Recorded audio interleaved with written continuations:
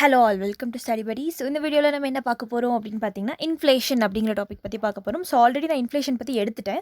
But நான் ஏன் இதில் திருப்பி எடுக்கிறேன் அப்படின்னு பார்த்தீங்கன்னா, எக்கனாமிக்ஸ் கோர்ஸில் ஜாயின் பண்ணவங்களுக்கு வந்து பேசிக்ஸ்லேருந்து நான் எடுத்துகிட்டு இருக்கேன் இல்லையா. ஸோ பேசிக்ஸ்லேருந்து அப்படின்னா நிறைய பேர் வந்து டிஎன்பிஎஸ்சிலேருந்தும் ஜாயின் பண்ணியிருக்கீங்க, யூபிஎஸ்சி ஸ்டூடெண்ட்ஸும் ஜாயின் பண்ணியிருக்கீங்க. ஸோ ரெண்டும் கொலாப் பண்ணி நான் எடுக்கணும். அண்ட் அது இல்லாமல் புதுசாக ஸ்டார்ட் பண்ணவங்களும் இருக்கீங்க, ஆல்ரெடி படித்தவங்களும் இருக்கீங்க எக்கனாமிக்ஸ் குரூப்பில்.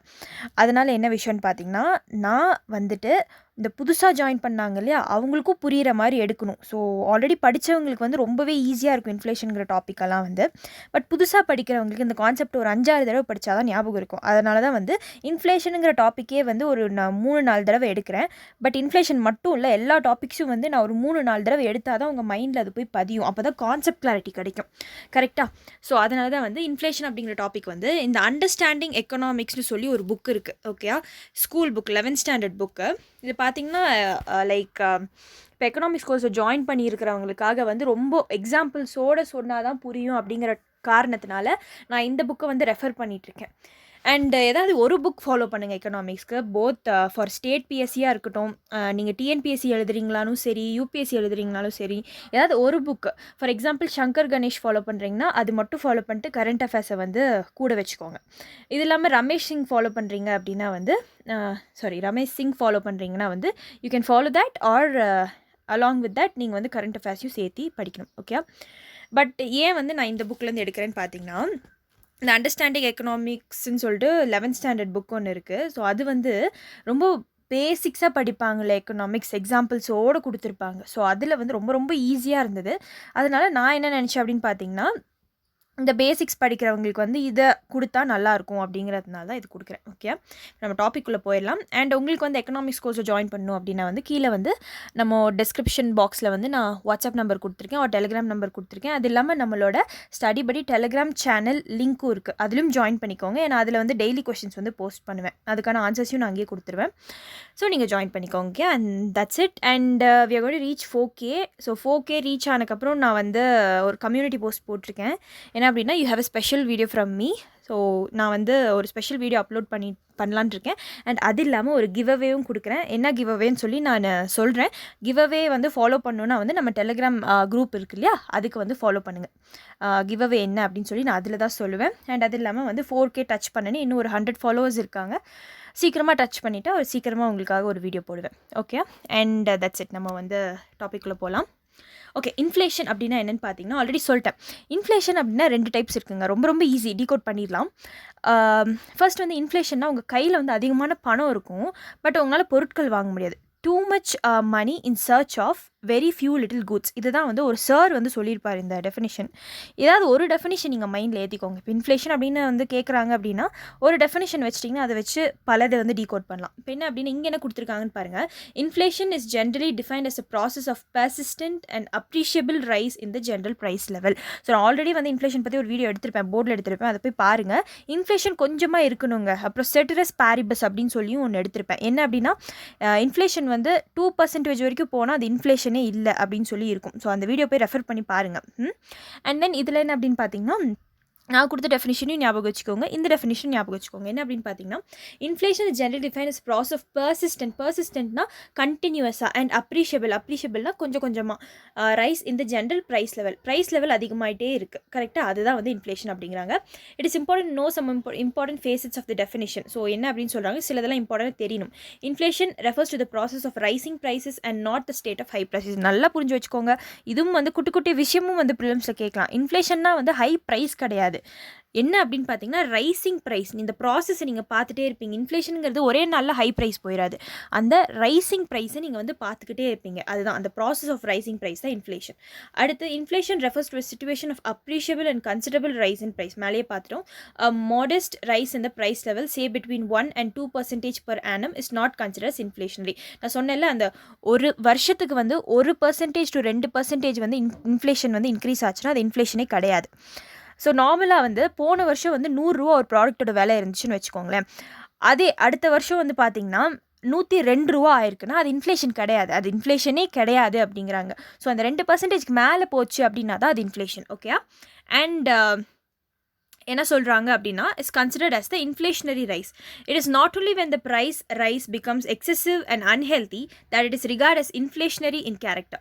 என்ன சொல்கிறாங்கன்னா, நான் என்ன சொன்னேன் ஆல்ரெடி இங்கே மேலே ஃபர்ஸ்ட் பாயிண்டில் ஹை ப்ரைஸ் இன்ஃப்ளேஷன் கிடையாது, rising process of rising prices தான் வந்து இன்ஃப்ளேஷன். அதே தான் இங்கேயும் சொல்லியிருக்காங்க, it is only when the price rise becomes excessive and unhealthy that it is regarded as inflationary in character. So கொஞ்சம் கொஞ்சமாக ரைஸ் ஆகிட்டு இருந்தால் ஒரு 1 to 2% ரைஸ் ஆகிட்டு இருந்தால் பிரச்சனை இல்லை, அது இன்ஃப்ளேஷனரி கேரக்டரே கிடையாது நம்ம எக்கனாமியில்.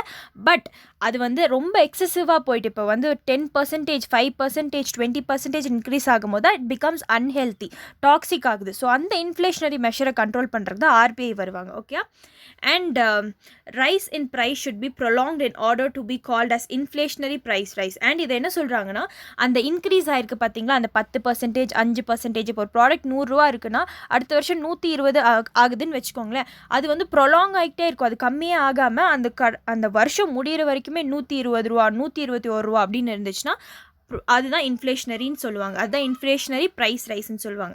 Inflation does not refer to one time rise in price level but rather to persistent rise in price level. So பார்த்தீங்கன்னா அந்த 20 ரூபீஸ்லேருந்து ஐ மீன் 120 ரூபாலேருந்து 121, 22, 23 ரைஸ் ஆகிட்டு போயிட்டே இருக்கும். ஸோ இதுதான் வந்து ப்ரைஸ் லெவல் ரைஸ். ஸோ நம்ம பார்த்துட்டோம் already. So inflation is measured as a rate of increase in price level as indicated by the price index such as CPI WPI. நான் ஆல்ரெடி எடுத்துட்டேன் சிபிஐ WPI, போய் பாருங்கள். அதனால தான் வந்து எந்த டாப்பிக்கை நான் எந்த ஆர்டரில் முடிக்கணுமோ அப்படி கரெக்டாக முடிச்சிருக்கேன். ஸோ இப்போ இன்ஃப்ளேஷன் நான் ஃபர்ஸ்ட் எடுத்தேன்னு வச்சுக்கோங்க, உங்களுக்கு சிபிஐ WPI புரியாது. ஸோ சிபிஐ யார் ரிலீஸ் பண்ணுறா, WPI யார் ரிலீஸ் பண்ணுறா, சிபிஐக்குள்ளே என்னென்ன எடுப்பாங்க, ஃபேக்டர்ஸ்லாம் எடுப்பாங்க, WPIயில் என்னென்ன ஃபேக்டர்ஸ்லாம் எடுப்பாங்க, இது எல்லாமே உங்களுக்கு தெரிஞ்சிருக்கணும்.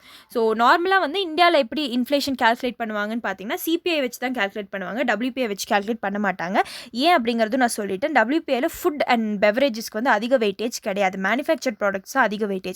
பட் நம்மளோட நாட்டில் வந்து ஃபுட் அண்ட் பெவரேஜஸ் வந்து அதிக வெயிட்டேஜ், அது ஒரு ரீசன். இன்னொன்று வந்து சிபிஐயில் தான் சர்வீசஸ் இன்க்ளூட் பண்ணுறாங்க, WPIயில் சர்வீசஸ் எடுக்கிறதே இல்லை. வெறும் குட்ஸை மட்டும் எடுத்து நம்ம இன்ஃப்ளேஷன் எப்படி கால்குலேட் பண்ணுறது, பண்ண முடியாது, சர்வீசஸையும் சேர்த்து எடுக்கணும். அதனால சிபிஐ வந்து ஒரு மெஷராக வந்து ஆர்பிஐ யூஸ் பண்ணுறாங்க. ஓகே, அண்ட் இந்த இன்ஃப்ளேஷன் வந்து 2 டைப்ஸ்னு சொல்கிறாங்க. இந்த 2 டைப்ஸ் என்னன்னு பார்த்தீங்கன்னா demand pull inflation, cost push inflation. இப்போ டிமாண்ட் புல் ரெண்டுமே ரொம்ப ரொம்ப ஈஸி தாங்க. என்ன அப்படின்னு பார்த்தீங்கன்னா, டிமாண்ட்னா என்ன, ஒரு பொருளுக்கு ரொம்ப டிமாண்ட் இருக்குன்னு சொல்கிறாங்க. இப்போ என்ன அப்படின்னு பார்த்தீங்கன்னா, நீங்களும் உங்கள் ஃப்ரெண்டும் இருக்கீங்க. இப்போ நீங்கள் ஒரு பாக்ஸ் வந்து போய் வாங்க போகிறீங்க, கடைக்கு போகும்போது ஃப்ரெண்டையும் கூட்டிகிட்டு போகிறீங்க. அப்போ அந்த ஃப்ரெண்டு என்ன பண்ணுறாருன்னா அவருக்கும் அந்த பாக்ஸ் பிடிச்சிருது. ஓகேயா, இப்போ என்ன பண்ணுவீங்கன்னா நீங்கள் 2 பேரும் அந்த பாக்ஸ்க்காக சண்டை போட்டுப்பீங்க, அடிச்சுப்பீங்க. இப்போ சொல்ல சின்ன வயசில் இருக்கிறதா ஞாபகம் வச்சுக்கோங்க. அப்போது அந்த பாக்ஸோட டிமாண்ட் வந்து அதிகமாயிரும். டிமாண்ட் அதிகமாகி இந்த கடைக்காரன் என்ன சொல்லுவான்னா, முதல்ல 10 ரூபான்னு அந்த பாக்ஸ் விலை போட்டிருந்தது, டிமாண்டை பார்த்து 20 ரூபான்னு போட்டுரும். அப்போது 2 பேரும் கம்ப்ளீட் பண்ணி அடிச்சு யாராவது ஒருத்தர் வாங்கி தான் ஆகணும். ஸோ ஒருத்தர்கிட்ட 10 ரூபா தான் இருக்கும், உங்கள்கிட்ட 20 ரூபா இருக்குன்னா 20 ரூபா இருக்கிறது தான் வாங்குவார். ஸோ இந்த மாதிரி தாங்க, யார்கிட்ட காசு இருக்கோ டிமாண்டுக்கு ஏற்ற மாதிரி இன்க்ரீஸ் பண்ணி விட்ருவாங்க. எனிவேஸ் இந்த ப்ராடக்ட் வந்து வாங்கிடுவாங்க. இதுதான் வந்து டிமாண்ட் என்னது புல் பண்ணுது. ஓகே, உங்களை புல் பண்ணுது. So economics have traditionally explain inflation in terms of forces operating in the demand and supply side. So எப்போவுமே வந்து டிமாண்ட் அண்ட் சப்ளை சைடில் தான் வந்து டிமாண்ட் புல் இன்ஃப்ளேஷன் நடக்கும். ஸோ டிமாண்ட் சப்ளை மிஸ்மேட்ச் இருக்குது நம்மளோட எக்கனாமியில் அப்படின்லாம் சொல்லுவாங்க இல்லையா. ஸோ என்ன டிமாண்ட் சப்ளை மிஸ்மேட்ச்னு பார்த்தீங்கன்னா, ஒன்று சப்ளை கம்மியாயிட்டா டிமாண்ட் அதிகமாயிரும். ஓகே, அண்ட் வந்து இந்த மாதிரி ஒரு சைக்கிள் மாதிரி நடக்கும். ஸோ யோசிச்சு பாருங்கள், ஒரு தக்காளி வந்து மார்க்கெட்டில் வந்து இல்லை அப்படின்னா அதுக்கான டிமாண்ட் அதிகமாகுது. ஏன் அப்படின்னா பார்த்தீங்கன்னா சப்ளை இல்லை, அதுதான் வந்து ரீசன். இப்போ என்ன அப்படின்னு பார்த்தீங்கன்னா இன்ஃப்ளேஷன் அண்ட் இது 2 வகைன்னு நான் சொல்லிட்டேன், டிமாண்ட் புல், காஸ்ட் புஷ்னு. Inflation originating from the demand forces is called as demand. நான் சொன்னேன் இல்லையா, டிமாண்ட் புல் இன்ஃப்ளேஷன்னா டிமாண்ட் நம்ம கன்சியூமர்ஸ் கிட்ட இருந்து டிமாண்ட் உருவாகுது. So demand pull inflation occurs when the demand for goods and services exceeds the supply available at the existing price. So நான் சொன்ன மாதிரி தக்காளி வந்து மார்க்கெட்டில் இல்லை அப்படிங்கிற விஷயத்தில் வந்து என்ன அப்படின்னு பார்த்தீங்கன்னா நிறைய பேர் வந்து அதை டிமாண்ட் பண்ணுவாங்க, அப்போ அதோட ப்ரைஸ் ரைஸ் ஆயிரும். இதுதான் வந்து concept. So when there is an excess demand for goods and services அப்படிதான் ஆயிரும். If aggregate demand increases rapidly and exceeds the economy's production, price will begin to rise. So நான் சொன்ன மாதிரி அந்த தக்காளி வந்து மார்க்கெட்டில் இல்லை அப்படிங்கிற பட்சத்தில் எல்லாருக்குமே தேவைப்படுது டெய்லி தக்காளி. அப்போ என்ன ஆயிரும்னு பார்த்தீங்கன்னா ப்ரைஸ் வந்து ரைஸ் ஆயிரும். அடுத்து பார்த்தீங்கன்னா demand. Once again, demand will beat the limited supply of commodities and will bid up prices. The essence of demand pull inflation is too much spending put up against a limited supply of goods. நான் சொன்ன அந்த box எக்ஸாம்பிள்லேயே உங்களுக்கு சொன்னேன் இல்லையா, அந்த box வந்து 20 ரூபா ஆனால் யார்கிட்ட 20 ரூபா இருக்கோ போய் வாங்கிடுவாங்க. ஸோ இது வந்து யார்கிட்ட காசு இருக்கோ அவங்க மட்டும் வாங்குற மாதிரி ஆயிரும். அப்போ புவர்லாம் என்ன பண்ணுவாங்க, ஸோ மிடில் கிளாஸ் புவர்லாம் என்ன பண்ணுவாங்க, அதுக்கு தான் வந்து ஆர்பிஐ வந்து முன்னாடி வந்து இந்த இன்ஃப்ளேஷனை கட்டுப்படுத்தணும் அப்படின்னு கட்டுப்படுத்துவாங்க. ஓகே, அண்ட் நல்லது இல்லை. 1 to 2% ரைஸ் பண்ணால் மக்கள்னால பேர் பண்ணிக்க முடியும், அதுக்கு மேலே போனால் வந்து மக்கள்னால பேர் பண்ணிக்க முடியாது. அடுத்து, inflation can be caused by forces operating from the supply side as well. நான் சொன்னேன் இல்லையா, டிமாண்ட் சைடில் உங்களுக்கு எப்படி வருதோ சப்ளை சைட்லேயும் அந்த மாதிரி விஷயங்கள்லாம் இருக்குது. அது என்னென்ன விஷயம்னா ரெண்டு விஷயம் தாங்க. ஓகே, நான் அதுக்கும் எக்ஸாம்பிள் சொல்கிறேன். Cost push inflation refers to inflationary rise in prices arise due to increase in cost. So என்ன ஆயிருன்னு பார்த்தீங்கன்னா, நீங்கள் ஒரு பாக்ஸ் கடை வச்சுருக்கீங்கன்னு வச்சுக்கலாம். நீங்கள் மேனுஃபேக்சர் பண்ணுறீங்க உங்கள் கம்பெனியில் பாக்ஸ். இப்போ வந்து என்ன ஆகுதுன்னு பார்த்தீங்கன்னா, அங்கே உங்கள் வேலை செய்கிறவர் வந்து உங்கள்கிட்ட வந்து இந்த மாதிரி எனக்கு 2 குழந்தை பிறந்துச்சு, ட்வின்ஸ், நாங்கள் ஒன்று தான் பிறக்கும்னு நினச்சோம், பட் 2 பிறந்துருச்சு. ஸோ அதனால் என்ன அப்படின்னு பார்த்தீங்கன்னா, என்னோட வீட்டை செலவை பார்த்துக்கிறதுக்கு எனக்கு காசு அதிகமாக வேணும் அப்படின்னு சொல்லி ஒருத்தர் சொல்கிறாரு. இந்த மாதிரி ஒரு 10-15 பேர் டிமாண்ட் பண்ணாங்கன்னா என்ன ஆகும், அந்த வேஜஸ் வந்து நீங்கள் உங்களுக்கு அதிகமாக கொடுக்கணும். கரெக்டாக? இப்போ கொடுக்கும்போது என்ன ஆயிரும், அவங்களுக்கு வேஜஸ் கொடுக்கும்போது அந்த ஃபைனல் பாக்ஸோட ப்ராடக்ட் என்ன ஆயிரும், நீங்கள் கம்மியாக வைப்பீங்க, இல்லை அது எவ்வளோ வேஜஸ் கொடுக்குறீங்களோ அதுக்கு ஏற்ற மாதிரி அந்த பாக்ஸோட ப்ரைஸையும் இன்க்ரீஸ் பண்ணிடுங்க. இது ஒரு type of cost push inflation. இன்னொன்று என்னென்னு பார்த்தீங்கன்னா, நீங்கள் வந்து அதே பாக்ஸ் தயாரிச்சுட்டு இருக்கீங்க, ரொம்ப நாளாக நீங்கள் ப்ரைஸை வந்து அந்த 20 ரூபாலேயே பாக்ஸை விற்றுட்ருக்கீங்கன்னு வச்சுக்கலாம். ஸோ உங்களுக்கு ப்ராஃபிட் அதிகமாக வரணும்னு நினைக்கிறீங்க. ஓகே, அதனால் இந்த வருஷம் என்ன பண்ணுறீங்கன்னா, பாக்ஸோட விலையை 25 ரூபா ஆக்கிடுறீங்க. ஸோ நீங்கள் ப்ராஃபிட்காக வந்து பாக்ஸோட விலையை அதிகம் பண்ணுறீங்க. ஸோ இதனால் வந்து 2 ஃபேக்டர்ஸ்னால காஸ்ட் புஷ் இன்ஃப்ளேஷன் நடக்குது. ஓகேயா, இது 2 தான், அவ்வளோதான், very simple. So cost push inflation may be caused by increase in wage cost and or increase in the profit margin. So இந்த 2 விஷயம் தான் நான் சொன்னேன், ஒன்று வேஜ், இன்னொன்று profit margin. For instance, if a money wages increases, cost per unit will increase. நான் சொன்ன மாதிரி அவர் வந்து காசு கேட்பாரு, வேஜ் இன்க்ரீஸ் பண்ணும், அப்போ அதுக்கான காஸ்ட்டையும் அவுட்புட்கான காஸ்ட்டையும் நீங்கள் இன்க்ரீஸ் பண்ணிடுவீங்க. As a consequence, producer raise their prices to cover the higher cost. Sometimes the producers may raise the price of their products so as to earn higher profits. In recent times, there has been inflation because of sharp jump in prices of petroleum products. So petroleum products எப்பவுமே வந்து அந்த price increase ஆகிக்கிட்டு போய்கிட்டே இருக்கும், degrees ஆகி நீங்கள் பார்த்துருக்கீங்களா, increase ஆகிட்டே தான் இருக்கும். ஸோ அது வந்து ஒரு இன்ஃப்ளேஷனரி விஷயம்னு சொல்லுவாங்க. So India has been facing the problem of inflation for quite some time now. The country is experiencing both demand pull and cost push inflation. ரெண்டுமே எக்ஸ்பீரியன்ஸ் பண்ணியிருக்கு India. Prices have been increasing sharply, partly because of there is a large increase in demand for a number of products. At the same time, prices of a large number of commodities have been increasing because of the wages and profit margins of the producers. Increase in oil prices has also led to increase in price of almost all the products. ஏன் அப்படின்னு சொல்கிறாங்கன்னா, இப்போ நீங்கள் oil தான் வந்து oil is the new wealth அப்படின்னு சொல்லுவாங்க. என்ன அப்படின்னு பார்த்தீங்கன்னா, ஆயில் இஸ் எ நியூ மணி அப்படின்னு சொல்லுவாங்க. இப்போ ஆயிலுங்கிற விஷயம் வந்து எல்லா இடத்துலையும் நீங்கள் யூஸ் பண்ணுறீங்க. அப்போ ஆயிலோட விலை இன்க்ரீஸ் ஆச்சுன்னா நீங்கள் எதெல்லாம் யூஸ் பண்ணுறீங்களோ அதோட விலையும் வந்து இன்க்ரீஸ் ஆகும். ஸோ இந்த மாதிரி ஒரு ப்ராடக்ட்லேருந்து இன்னொரு ப்ராடக்ட் இன்ஃப்ளேஷன் ஜம்ப் ஆக வாய்ப்பு இருக்குது. ஓகே, இவ்வளோதான் இன்ஃப்ளேஷன். ஓகே, நான் புரிஞ்சதுன்னு நம்புகிறேன். அண்ட் உங்களுக்கு இது புரிஞ்சதுனாலும் புரியலனாலும் நீங்கள் என்கிட்ட கேளுங்க, திருப்பியும் மெசேஜ் பண்ணி கேளுங்க, நான் ஒரு வாய்ஸ் நோட் கூட அனுப்புவேன். அண்ட் அடுத்து ஒரு குட்டி டாபிக் மட்டும் பார்த்துடலாம். என்ன அப்படின்னு பார்த்தீங்கன்னா, ஒரு டிப்பிக்கல் பிஸ்னஸ் சைக்கிள் எப்படி இருக்கும் அப்படிங்கிறது. ஏன்னா இதில் ரெசெஷன், டிப்ரெஷன் பற்றிலாம் சொல்லியிருக்காங்க. நான் already recession, depression, economic slowdown, economic growth இதெல்லாமே வந்து எடுத்திருக்கேன், அதையும் போய் பாருங்கள். இப்போ எக்ஸ்பேன்ஷன் அப்படின்னா என்னென்னா, the expansion of prosperity phase is characterized by expansion in the level of output, employment and income. இந்த 3 விஷயத்தை தான் எக்ஸ்பேன்ஷனில் பார்ப்பாங்க. உங்களோட அவுட்புட் நீங்கள் என்ன கொடுக்குறீங்க, எம்ப்ளாய்மெண்ட் அதிகமாக கொடுத்துருக்கீங்களா, அண்ட் இன்கம் உங்களுக்கும் அதிகமாக வருது, நீங்கள் எம்ப்ளாய் பண்ணி விட்டவங்களுக்கும் அதிகமாக வருதா அப்படிங்கிற கான்செப்ட் தான் எக்ஸ்பேன்ஷன் ஆஃப் ப்ராஸ்பெரிட்டி. இப்போ ரிசெஷன்னா என்ன அப்படின்னு பார்த்தீங்கன்னா, during the phase of recession there is a downward trend in the level of economic activity. It is a sustained period of falling level of income, output and employment. பார்த்தீங்களா, income, output and employment, இது 3 தான் concentrate பண்ணுறாங்க. ரிசெஷன்னா வந்து மேலே போயிட்டு இருந்த economic level திருப்பி கீழே இறங்க ஆரம்பிச்சிருச்சு. கீழே இறங்க போச்சுன்னா உங்களோட கர்வ் கீழே இறங்குச்சுன்னா கிராஃபில், that is called as recession. அப்போ டிப்ரெஷன் என்னென்னு பார்த்தீங்கன்னா, depression is a phase of severe recession தான் டிப்ரெஷனுக்கு லீட் ஆகும்னு ஆல்ரெடி நான் சொல்லிட்டேன். It is characterize by severe and general decline in the level of economic activity. There is a large reduction in employment, output and income and prices எல்லாமே வந்து reduce ஆயிரும்.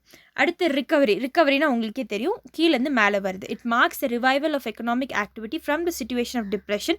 During this phase the level of output, employment, income இந்த economy rises steadily. So பார்த்தீங்கன்னா இந்த 4 face இருக்குது. ஒன்று prosperity மேலே போகிறது, பீக்குக்கு போனக்கப்புறம் திடீர்னு ரெசெஷனில் வந்துடுவாங்க. அப்போ ரெசெஷன் தொடர்ந்துகிட்டே இருந்தால் டிப்ரெஷன் ஆயிரும்.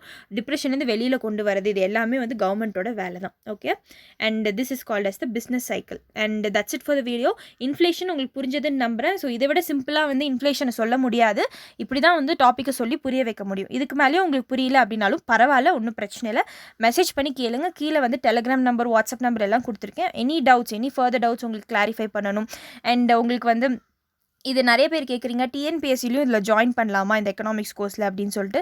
டிஎன்பிஎஸ்சியும் யூபிஎஸ்சியாக இருக்கட்டும், எல்லாமே வந்து ஒரே எக்கனாமிக்ஸ் பேசிக்ஸ் தாங்க. ஸோ நீங்கள் வந்து பேசிக்ஸை இதுலேருந்து கேப்சர் பண்ணிக்கோங்க, அவ்வளோதான் விஷயம். And that's it for the video. உங்களுக்கு இந்த கோர்ஸ் ஜாயின் பண்ணணுன்னா கீழே கேளுங்க. And bye bye, thank you friends.